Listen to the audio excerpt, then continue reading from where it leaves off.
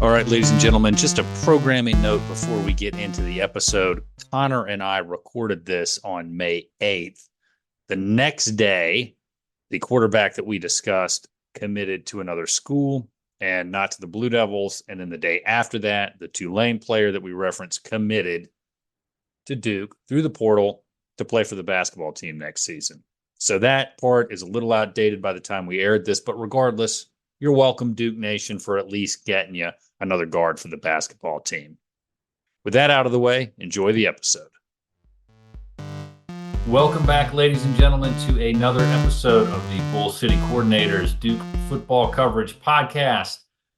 Follow us at bullcitycoordinators.com. We are on most all the socials. Our handle is at Duke FB Coverage. I don't know why I'm speaking in plurals. It's just me, whatever.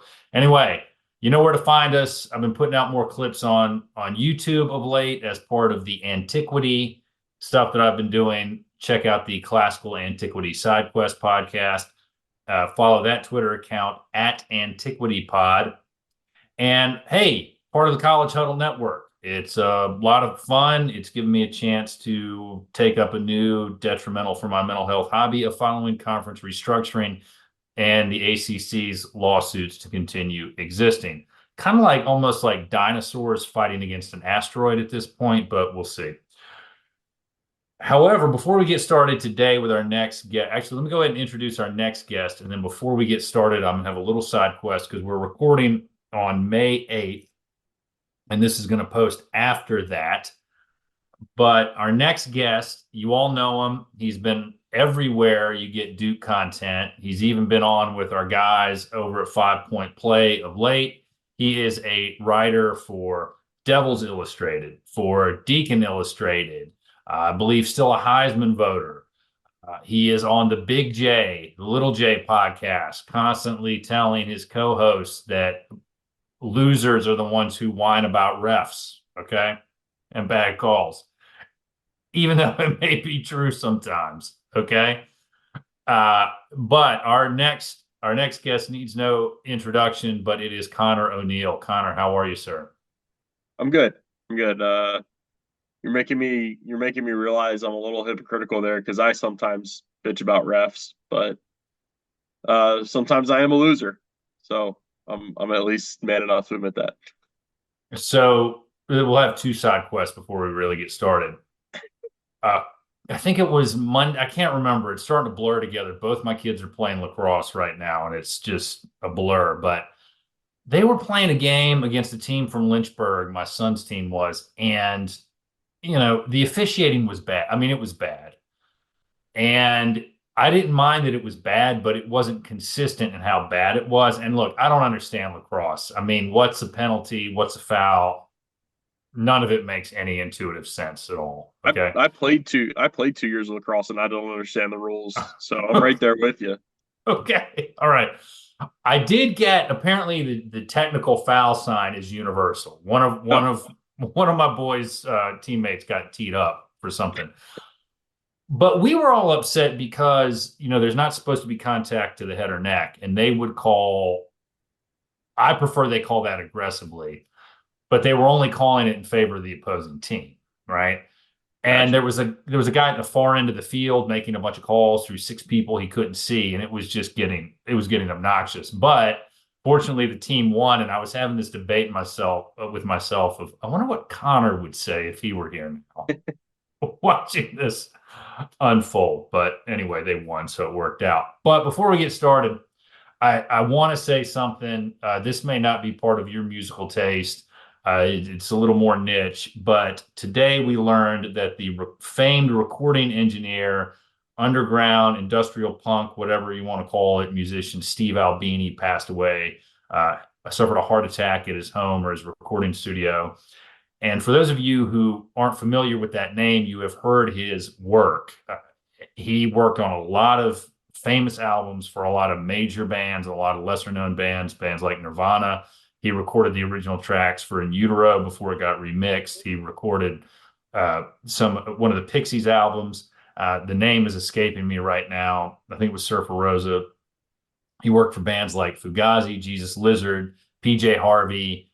He he had a very unique approach. And as a kid growing up in a very rural part of South Carolina where there wasn't a lot to do, my older brother got into that music, and the industrial mechanical drum machine, that kind of angry sound appealed to me growing up. So Sky points to Steve Albini, leaves behind a wonderful musical legacy. I don't know if you're familiar with him or not. I probably should have asked before I went into this, but I guarantee you have heard music that he recorded and mixed at some point in your life.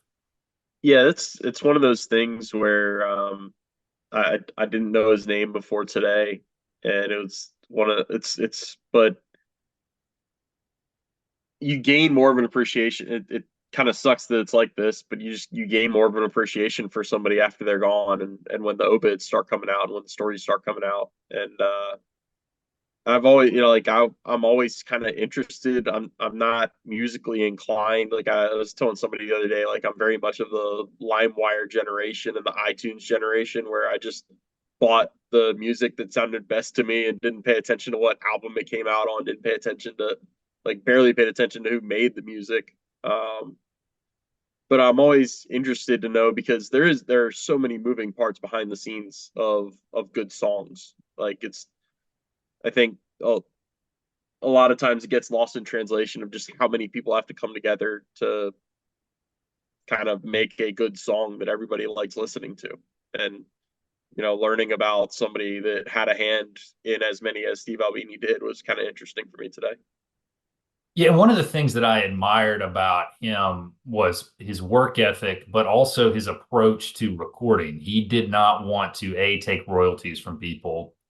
B, he didn't like the music industry itself. He was very independent, but he also had a very, I don't want to say simplistic, but in many ways scaled down approach to recording an album.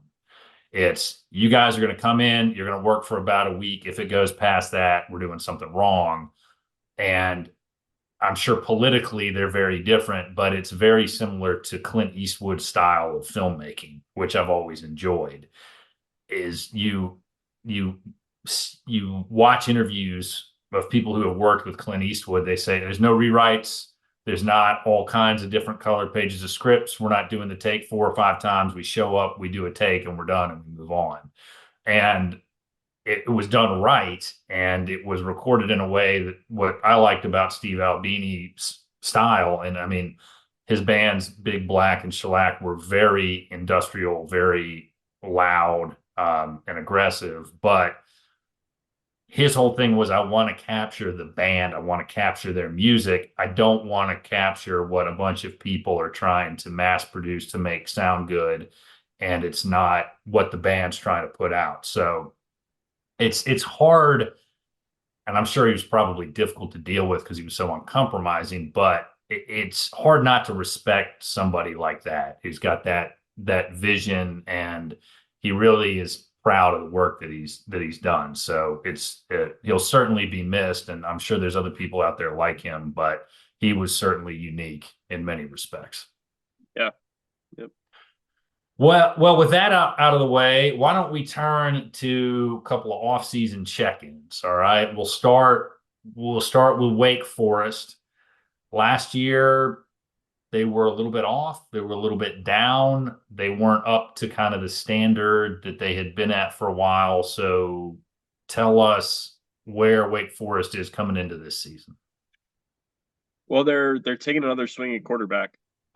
That's really the main thing when you start telling the story of last year is if you get quarterback wrong, then it's really hard for your team to be successful. It's kind of that simple.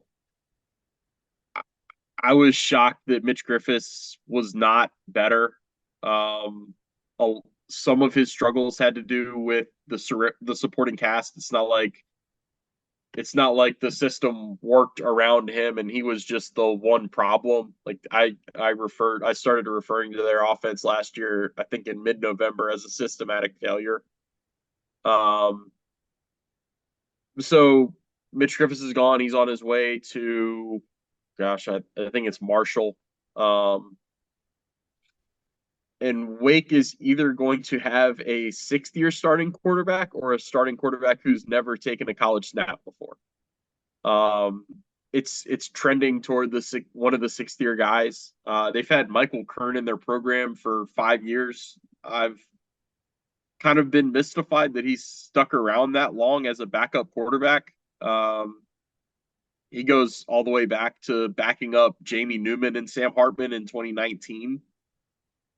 He's that old and that experienced in the system. He wasn't able to go through much of the spring because he banged his hand on a helmet and was out for about 70 to 80% of the spring, I want to say. So it'll either be him or Hank Bachmeier, who's a bit of a familiar name in college football. He's been out on the West Coast. He was at Boise State for 4 years. Then he played last season at Louisiana Tech. And he has an extra season of eligibility because of COVID and because, if I have this right, one of his seasons at Boise was a 4-game red shirt or a medical red shirt, one of those types of situations to where he's got another year of college. When the season kicks off, he'll be 25.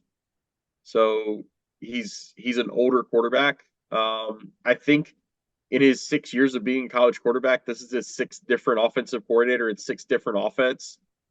So maybe that's a little sensory overload, but at the same time, you also don't worry about, hey, can this guy learn an offense? Well, he's had to learn 5 others. So what's the sixth one gonna what trouble is the sixth one gonna be?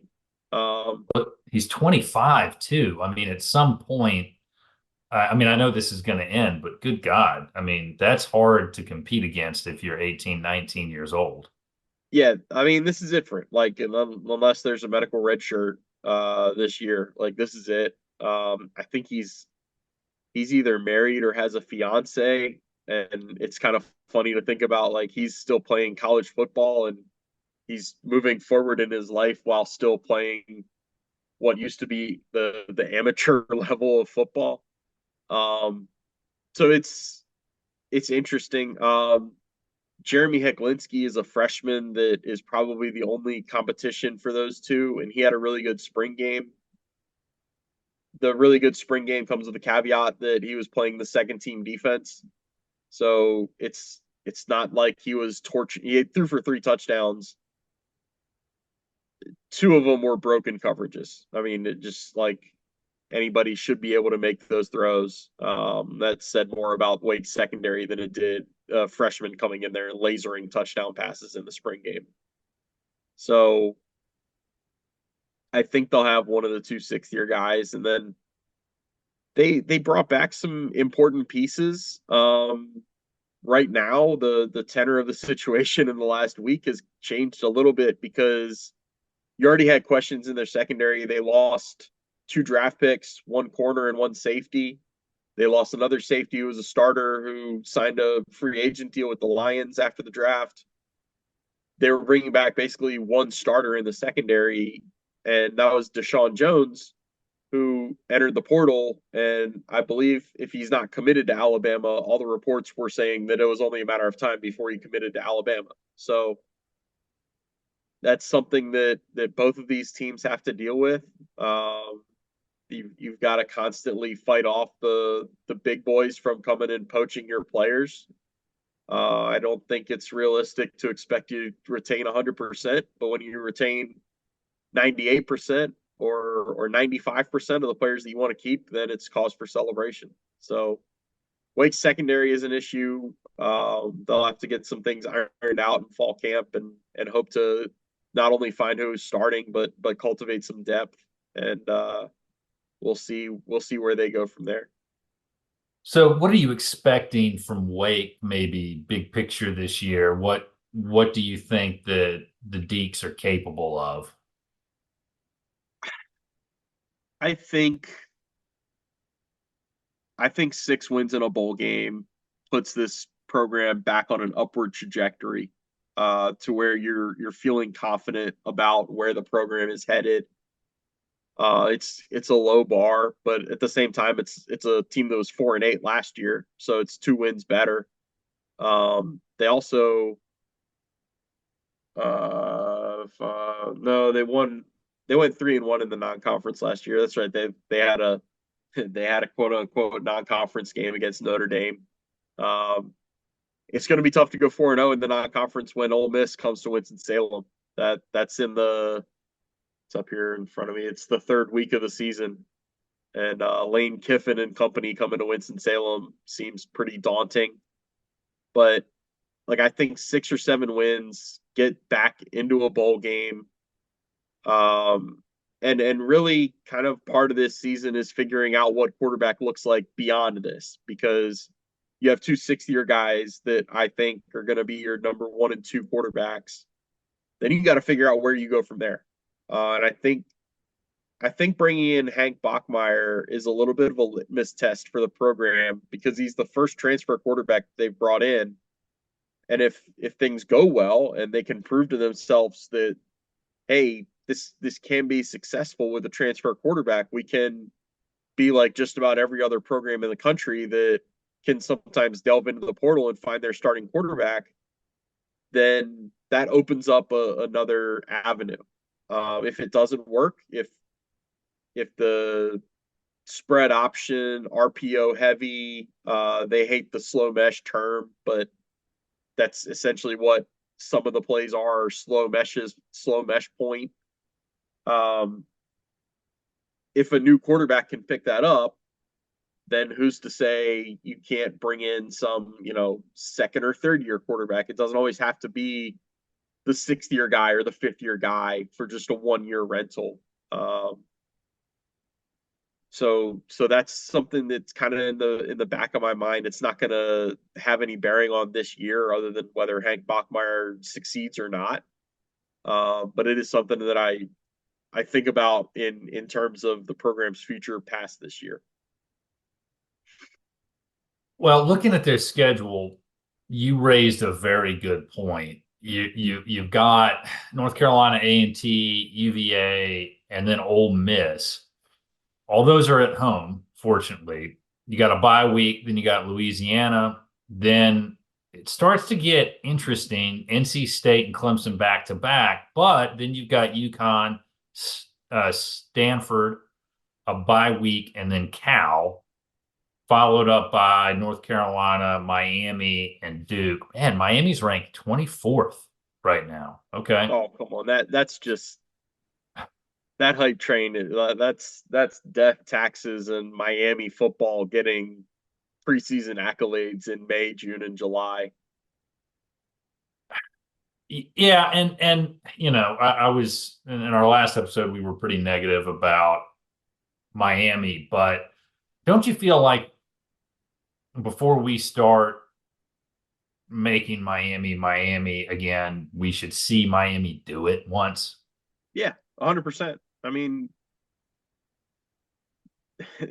you don't get the benefit of the doubt for having, gosh, if they had one season that would be even considered decent in the last 10, like that 1 year that they went, I think it was 2018 or 2017 that they went to the ACC championship game and got waxed by Clemson. Yeah, just Miami is a completely prove it, and I'm gonna doubt you until you prove otherwise. Like that in my mind, that's who they are. I think that's the right take because I mean, last year, there was a lot of hype, but boy, it just seemed like at the end you're 7-6 again, right? And to your point, it was the 2017 season under Mark Richt's tenure, which didn't end the way that everybody wanted. Unfortunately, we all know about his health, and that was, I think he though could have been the one to get Miami back on track, but we'll see. We've got a former Miami guy that we'll probably talk about here in a little bit, I'm sure. But looking at that schedule for Wake, your wins are, you're thinking now North Carolina A&T, UVA, Louisiana, UConn. Stanford and Cal, you're probably thinking you split, right? And Yeah, then, especially with one of them being on the road. right. And then the last three, I don't know what to expect from North Carolina this year. So maybe you end up 2-1, 1-2. I don't know. That could go either way. Yeah, yeah, and I think as long as they're, I don't know, I mean, I tell you, even the Virginia game in the second week of the season is a little tricky in my mind. I don't think Tony Elliott is the greatest coach, but I also don't think they're just going to keep winning 3 and 4 games every year. I do think I like Anthony Calandria. Um,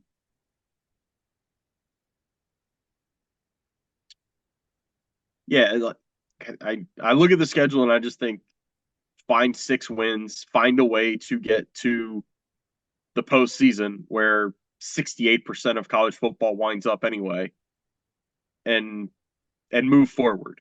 I mean, it's kind of it's a transitional year, without there being a coach transition. At least like the other way to look at it is it's a bridge year. Like you bridge this one to get to the next one, and maybe next year, if you're comfortable with the quarterback position, you might try to be climbing the ladder in the ACC, whatever the ACC looks like in 2025. Well, we'll know more once ESPN makes its decision on whether or not to extend the deal, right? And I Yeah. think I don't, and this is just me guessing, and I'm totally riffing here, and I could be wrong, but it seems like Clemson and FSU have to have a good sense that ESPN's going to extend the deal. Else, why be so angry to get out of this deal that they don't like, right? I mean, doesn't that make sense? I mean, I could be totally wrong about that, but it just seems like that's why they're doing what they're doing. Yeah, that's part of it. Honestly, you probably pay more attention to the uh, legal taekwondo. It feels like. I mean, it's it's a whole lot to take in and digest. And at some point, I just think I find myself saying, okay, somebody's going to tell me what this means. It probably will be you or somebody else that understands the legalese a little better than me, and you'll tell me whether Clemson and Florida State are going to be in the league moving forward or not. Yeah, the thing is, I think it's all going to come down to the purchase price, but I don't think that Florida State, I hate talking about Florida State because their fan base just comes at you and it all right. I'm going to be nice. I'm going to be nice. I will just say that Florida State fans come at you with a lot of emotion. Yeah. Okay. And when I'm saying Florida State can't afford to pay 12 years of a buyout, not many schools can, right? And you can't dip into your how am I forgetting the term? The pool of money that all the schools keep for the endowment. You The can't dip endowment. into Yeah. the endowment because that's not what it's for, right? That's not what it's for. And again, even if Florida State could dip into its endowment, I don't know if as a public institution like Florida State or Clemson, they have enough in an endowment that they could make that payment without jeopardizing the long-term academic focus of the school. But that's common. That's a lot of schools are like that. Now, I mean, the Blue Devils could, I'm sure Notre Dame could, Harvard, Yale, probably Calford or Stanford could. You know, that being said, not every school can do that. That's a lot of Yeah. money. So I mean, we'll see what happens. As of the time we're recording this, I don't think Judge Bledsoe in North Carolina has issued an opinion on the motions to stay the case pending the appeal. So we'll see what happens. But speaking of one small school in North Carolina with a limited TV draw, but punches above its weight class to some extent for football. Let's go to another school, smaller school in North Carolina with a limited TV draw for football that is trying to continue to punch above its weight class for football. Let's talk about our Blue Devils. Connor. Oh man, I thought you were talking about Elon. I'm not talking about College of Charleston, that's for sure. Um, but let's talk about our Blue Devils. I watched a little bit of the spring game, not a whole lot of it, because they were doing a lot of those 7-on-7 drills, and that was kind of boring to watch. I understand why they did it. They don't have a lot of bodies. I get it. But tell us, how are our guys doing? What you mean? It's not interesting to watch a four-man defensive line run a twist against air and then stop 3 feet away from the quarterback because there's no offensive line in front of them. No. In a Uh, word, no. my main takeaway on Duke's spring is I think Maalik Murphy is really, really good.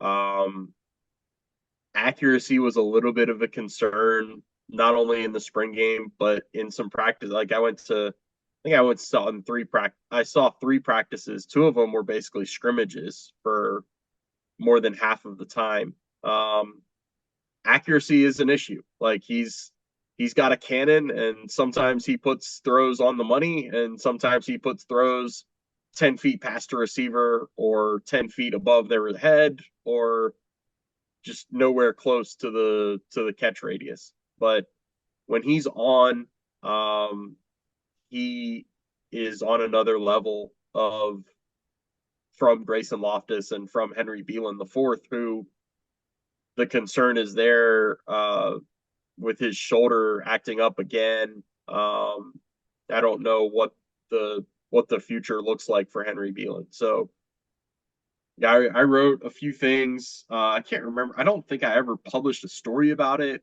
or a column, but I wrote on the message board a few times at Devils Illustrated that like, I did not like the addition of Maalik Murphy from the standpoint of you already have 2 quarterbacks that are young and won games for you the previous year against ACC teams. I didn't understand why you had to go out and get another quarterback, because going out and getting another one in this day and age makes it more likely that you're going to lose one or both of the guys that you've already got. And so you're making that position worse by going out and getting that third guy. Um, I loved what I saw from Maalik Murphy though. He just has a howitzer of an arm. I think the timing and the chemistry stuff gets sorted out this month and next month and the following month. Like this is the time that college football teams kind of the curtain comes down. Coaches don't get one-on-one opportunities with them. Basically, the whole team's like they spend their time with the strength and conditioning staff. That's why you hear Duke players talk so glowingly about David Feely, because he's the one that has his grip on him right now, and then that's their coach at this point. Like that, their head coach for this stretch of the calendar is basically the strength and conditioning coach. So, and then they do work on the side. It's on Maalik Murphy and it's on the receivers to get on a side field and throw routes for an hour. That kind of thing. Get up early and run some routes or go over some tape. I think that'll all get sorted out. I think Maalik Murphy's just starting quarterback. You know, I like their running backs. I still love Peyton Jones. Jaquez Moore was really good last year at running back, and he's back. Like he was one of the 4 or 5 guys who entered the portal after the coaching transition and then decided to come back and stay at Duke. That was a great keep for Duke to keep Jaquez Moore in the program. I like the receivers to an extent. I think you've got to get some size, and I think Eli Pankel can give you some size. I don't think we talked, and I'm including myself in this. I don't think I talked enough about how much they missed him last year. No, I I thought they no, were. I'm going to interrupt you. You guys did. I think you and I talked about it, but on the Big J Little J show, I remember you saying you were surprised at how much Eli Pankel was missed. I mean, Yeah, I think we did all come to that realization. Not to We knew he was going to be a loss, but I think what you and I were trying to convey was we thought some of the guys below him were going to step up, and it just seemed like that was a loss they couldn't replace.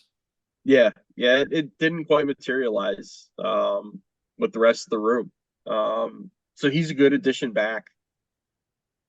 All that's like Nicky Dalmolin is a great example of like Nicky was going to graduate from Duke this semester and go enter the workforce. And kind of like Cam Dillon, the linebacker who last year, remember, he transferred in and had a job lined up. And over Christmas break after the Military Bowl, decided, well, he wasn't done yet. He had that extra year and he wanted to come back. So that's why he was on the team last year. Nicky talked with the new staff and decided that he wasn't quite ready to be done with football. So that's a shot in the arm for the tight end group. All that said about the offense, it's all just fantasy football unless the offensive line comes together. I think it will. Like it's not like they have the half dozen or so that went through spring practices and then they're going to throw 12 freshmen in there. Like they've got experience, they've got transfers, they've got like veteran production in college coming in, and so they're going to supplement that room. I mean, not even supplement. It's going to get a complete makeover here in the next month or so.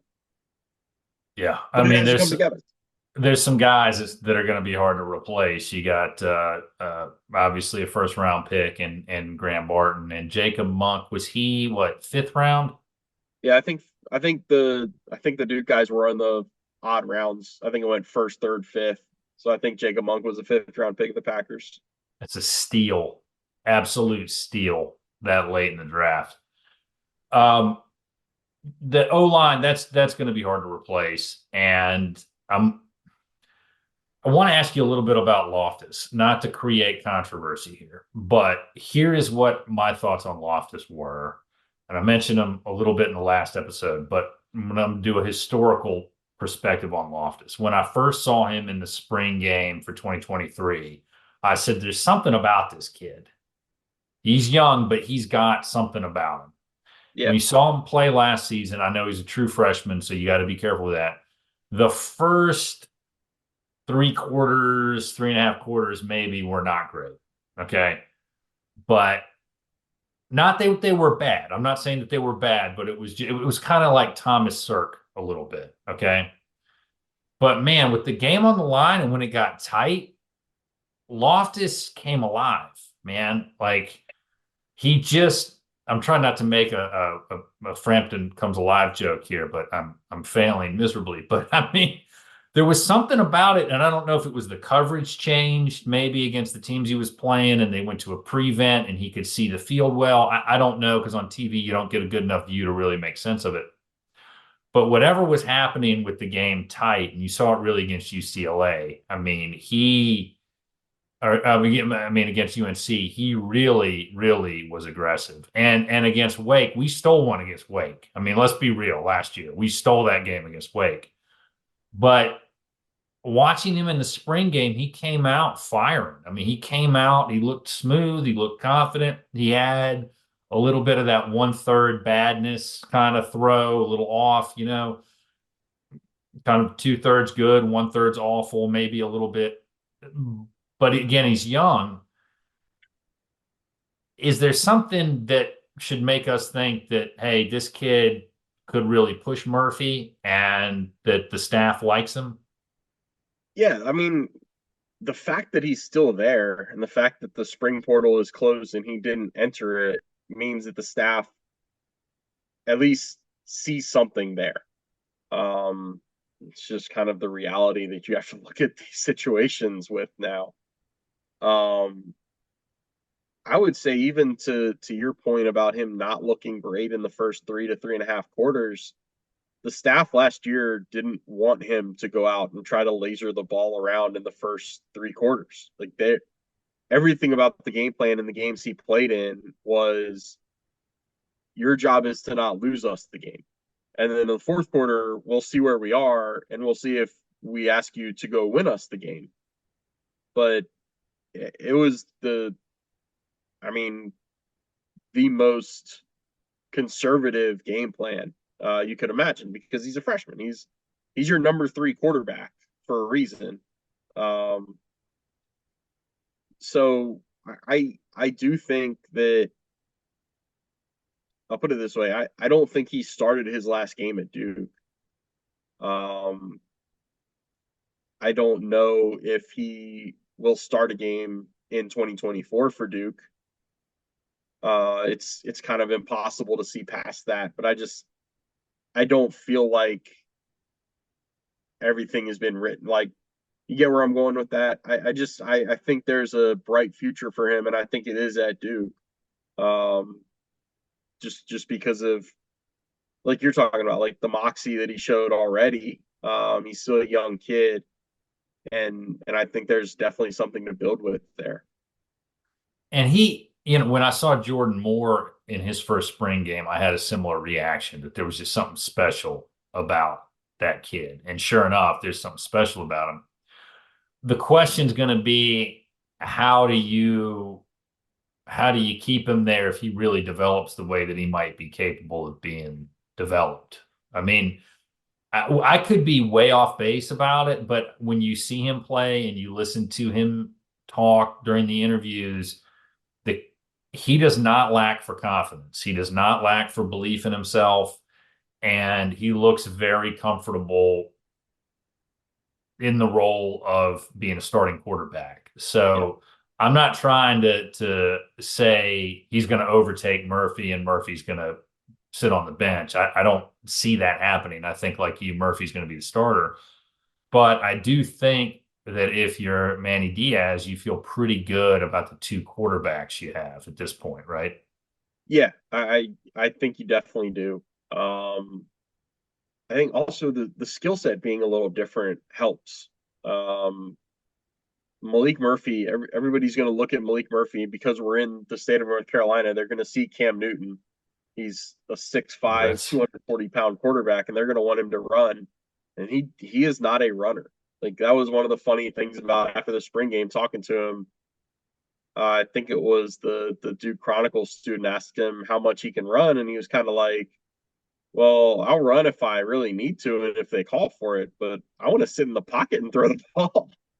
Like, he he is a pocket passer, and this offense is a branch of the air raid.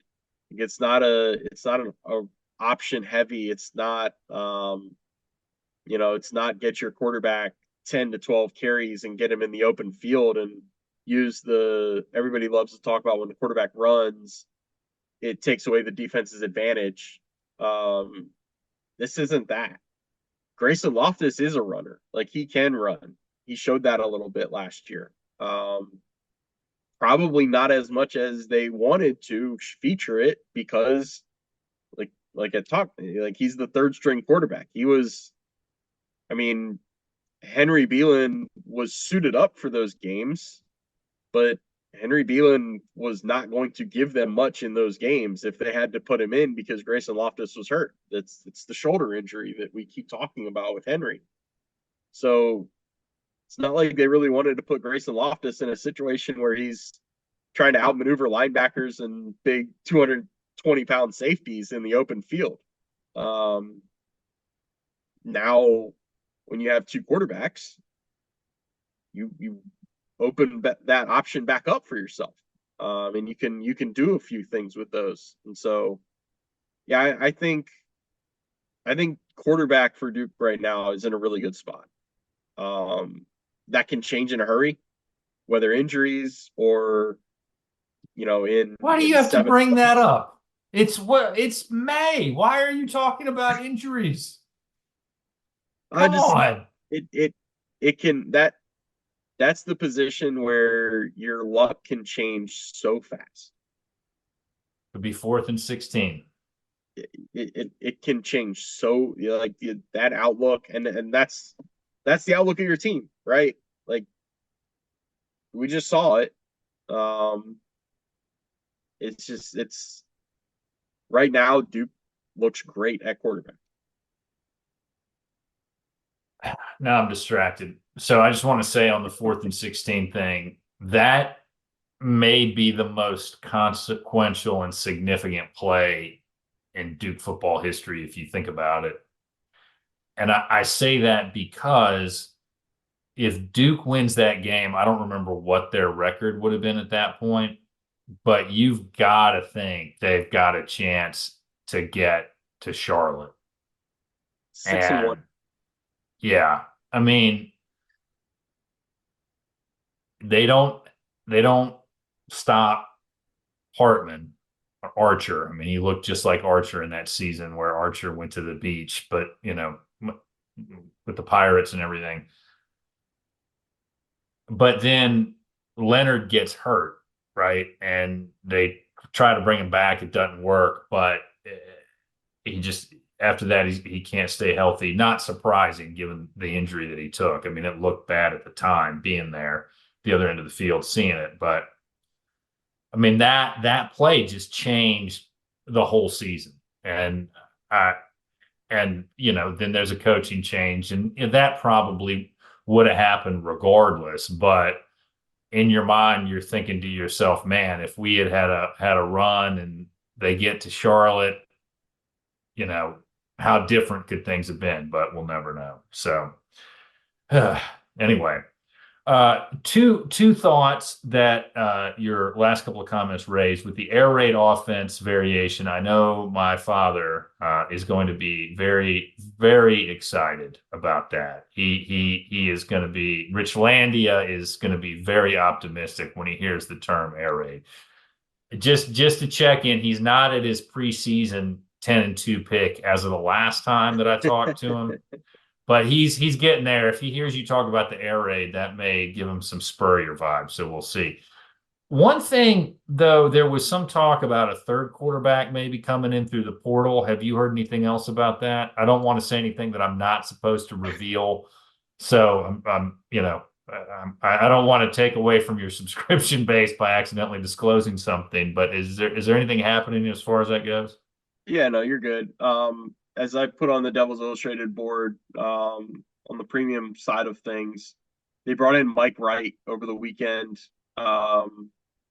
It didn't result in immediate commitment. I typically think that the spring visits, those guys are not in as much of a rush as the guys are in December to make a commitment because they've got weeks to enroll in summer school, whereas in December you've got bowl game, you've got signing days, you've got everything going on, and then the teams want you enrolled for the January semester so that they can get you in spring football. So bringing in Mike Wright, whether it's Mike Wright who commits and is Duke's third quarterback next year, he's a guy that started games for Vanderbilt in the 21 and 22 seasons and then went to Mississippi State and started 3 games last year there. He is it's interesting talking about Maalik Murphy as a runner and Grayson Loftis as a runner. I've seen Mike Wright play a couple games because they played Wake in both of those seasons, the 21 and 22 seasons. Mike Wright is a running quarterback. Like there's no dual threat about him. He wants to run first, I've always thought. So it'd be an interesting fit. But if you extrapolate from there, Duke kind of clearly wants to bring in another quarterback to be insurance. It's a position where you can probably get through a season with 2 of them. You want 3 of them.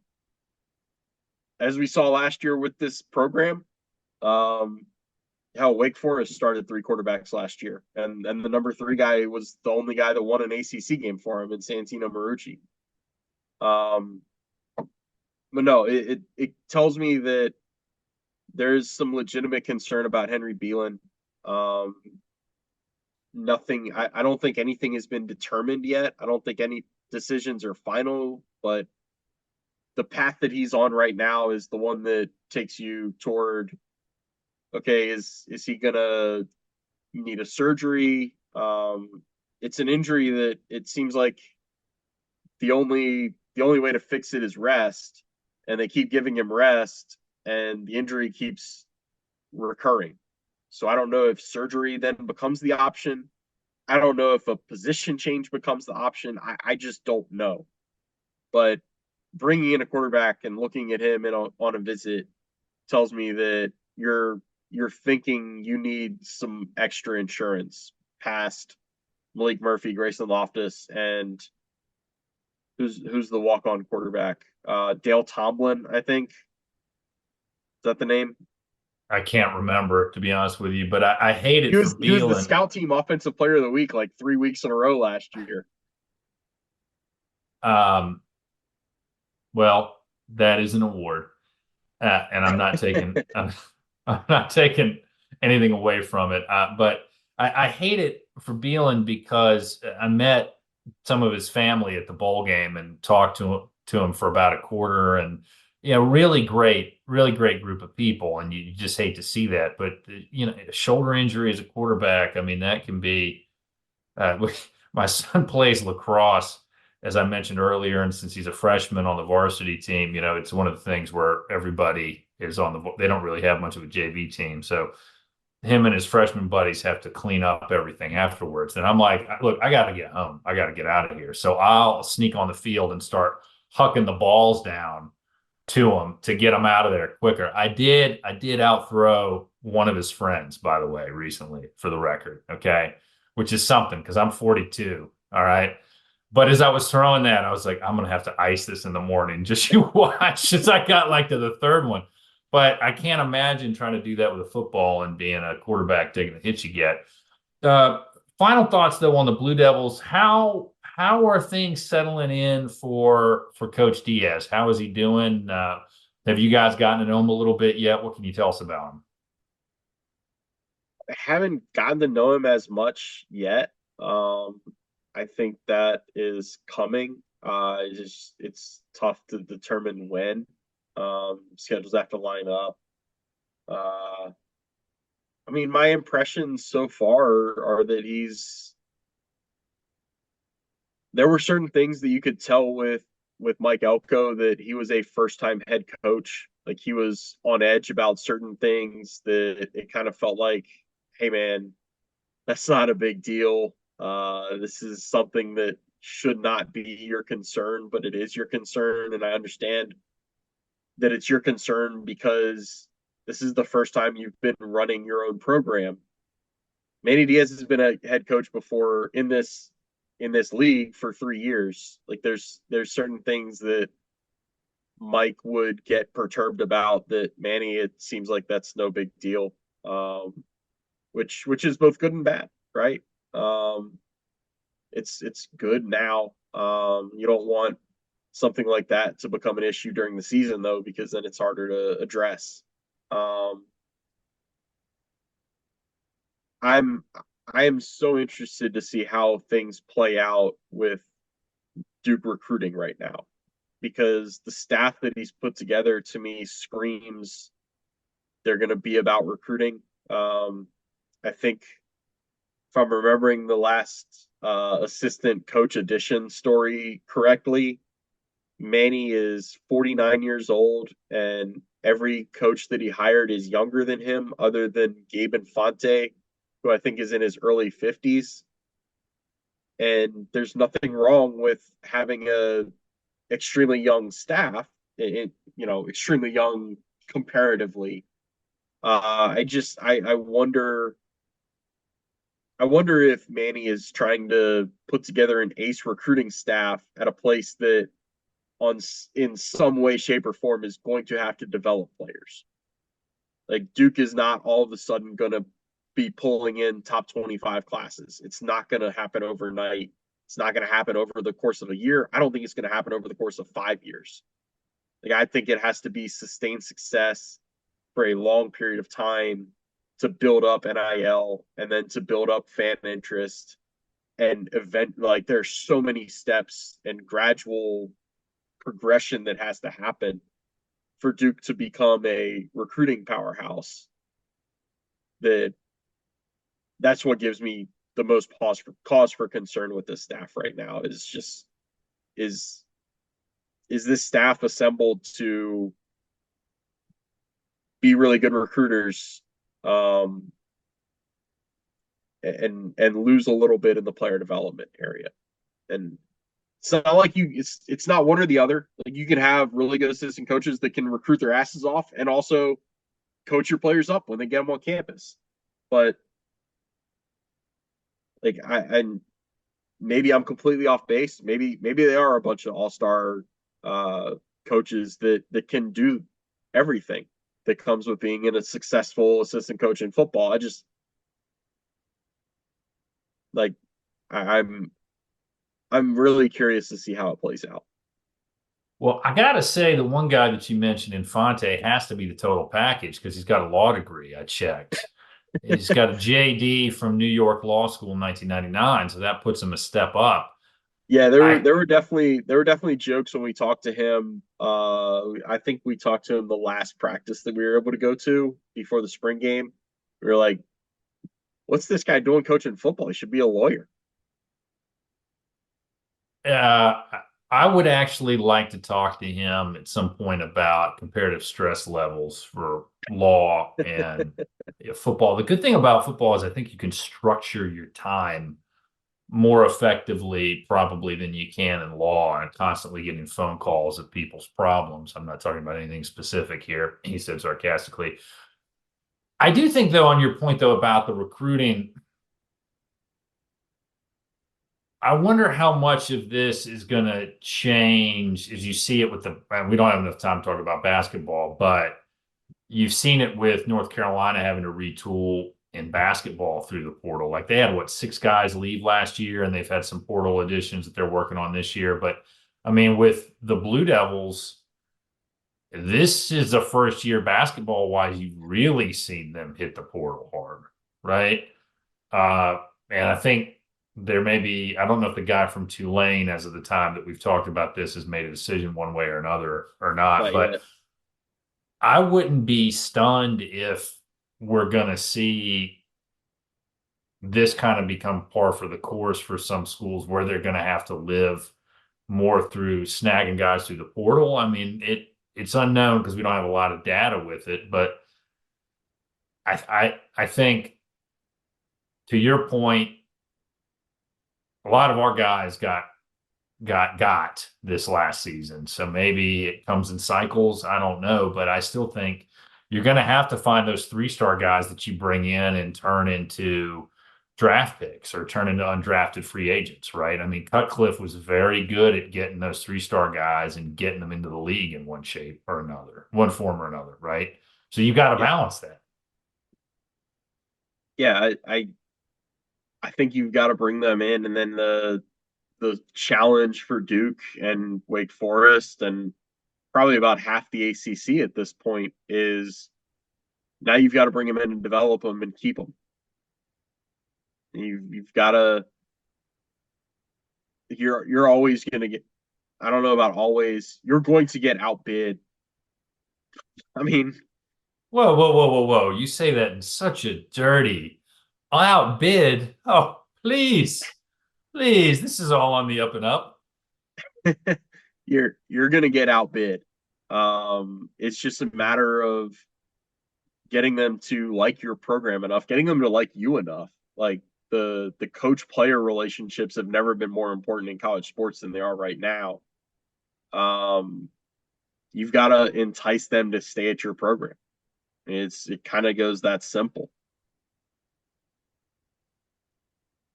Yeah, and that's yeah, I do wonder how a school like Duke is going to be affected. I've done a couple of guest appearances on some colleagues from the college huddle, and we've talked about that. And it's scarier for Duke because Duke had ignored its football program for longer. Wake at least seems to have gotten it more figured out. And I think Wake started making adaptations earlier, but there's a lot of unsettled, unknown things ahead of us that we're just going to have to wait and see how they unfold. But uh, best case, worst case for Duke as of today would be what? Looking at the schedule, we will rattle it off real quick. Elon, Northwestern, UConn, Middle Tennessee, the Tar Heels in September. What? Son, no. Georgia Tech, Florida State after a bye week, SMU, Miami, NC State. They split those home and away. Then a bye week, then Virginia Tech and Wake to close out the season. It's kind of another one that I think 6 or 7 wins in a bowl game, and you don't have to be thrilled with a 500 record and getting into the, I don't know, the Cure Bowl. I lose track of the ACC's bowl affiliations for about 6 months, but I think going to a bowl this year would be a step in the right direction for this program. First year coach, your third coach in what, 5 seasons, 4 seasons maybe. You're looking for some stability. You're not looking for a 10-2 season and challenge the big boys of the conference. You're just looking for some positive momentum to keep this thing going under a new regime. Well, you say that about not going 10-2, but I mean, you've got to get the spirit of Richlandia behind you, but you can't get it until Dad gets it, right? He's got to get the full Richlandia spirit going, and he hasn't done it. So that's on him. So some of this negativity, these vibes, could be on him. But you mentioned the bowl game for the ACC. I think we landed the Tab Bowl, so we'll be getting there, or the TBD Bowl. We'll see. You just need to figure out if the ACC can work its way into having a Snoop Dogg Bowl affiliation. That is one of the faraway bowls that I think I'll actually travel to, just because. Can you imagine what the media gift for what that thing would be? You just got to hope it's in a state where it's been decriminalized. I think it's in Texas, so maybe not. I'd guess not. But hey, I mean, DOJ might heavily decriminalize it through changing the schedule of the drug. So, anything can happen, right? I mean, I'm trying to think. Who is the guy who was in the who is it we see at all the basketball games, who was in Community, who's the Duke alum, whose name I'm skipping on? Ken Jeong. Why doesn't he have a bowl game? Why not? I had the thought today of, like, if it's that easy to just slap your name on a bowl if you pay X amount of money, like, hey, Rivals, why don't we sponsor a bowl? Honestly, I feel uncomfortable about the concept of NIL collectives to schools because I feel like it puts more pressure on these players, and I would just prefer they be employees. But I would straight up donate to a Duke Rivals Bowl, 100%. 100% would donate money to that without question. Maybe this is the cynic talking, but I think if I had a bowl, it would be about 2.5 hours of a game because no replays. I would honestly strongly consider or strongly look at the possibility of having the two worst FBS teams play each other, because that, to me, it would be watched by more people that would tune in wanting to see catastrophe between 1-11 UMass and 0-12 Hawaii or whoever. Taking some shots. Well, UMass is always terrible, right? I know. They're hell. I'll throw Charlotte in there because I think they have a cartoon character for a coach. But I mean, Charlotte did beat Duke that one year, though. So yeah, that was when they had an actual coach who has since been fired, and they hired Fred Flintstone as their coach. But wow, you hating on Fred Flintstone, man? Yeah, look, man, I'm gonna get an angry voicemail from my dad about this episode. He's gonna defend Fred Flintstone. You watch. Well, there's no defending Biff Poggi, and that's the comparison here, because that guy does not need to be defended by anybody. But I digress. Yeah, like I would. I'm all about the crazy bowl affiliations. Like, just give me the stupidest sponsorship possible, and let's roll with it. All right, so I think we've covered everything we need to cover. You've been on here before, you know the drill. Other than agreeing with me that Joe Ovius's defense of The Last Jedi is wrong and misplaced, Okay. I gotta respond to Joe a little bit because he didn't quite get my point when he brought it up on one of the recent episodes of the OG. My point was I don't have a problem with them moving away from the Skywalker concept and building new characters. It's just that that movie did a bad job doing it. It's 2.5 hours. There's a lot of extra plot lines that aren't in there. Why does space fuel all of a sudden become important? I mean, Poe is like the worst general in history. Also, I mean, I could go on for a long time. It just did not do well what it maybe set out to do. Some of that could have been that in the Rise of Skywalker, which uh, I don't have enough time to get into that. They kind of undid everything that maybe was being set up. So perhaps the movie would have been better if you had seen maybe what had been planned for the final installment of the sequel trilogy and had not been reworked. Other than agreeing with me and pointing that out to Ovius, I'm going to give you an open mic. Ooh. I don't know if I have anything really nagging at me right now. You can be positive, man. It can be a positive open mic. Okay. Um, I appreciate you having me on. I appreciate you subscribing to the site.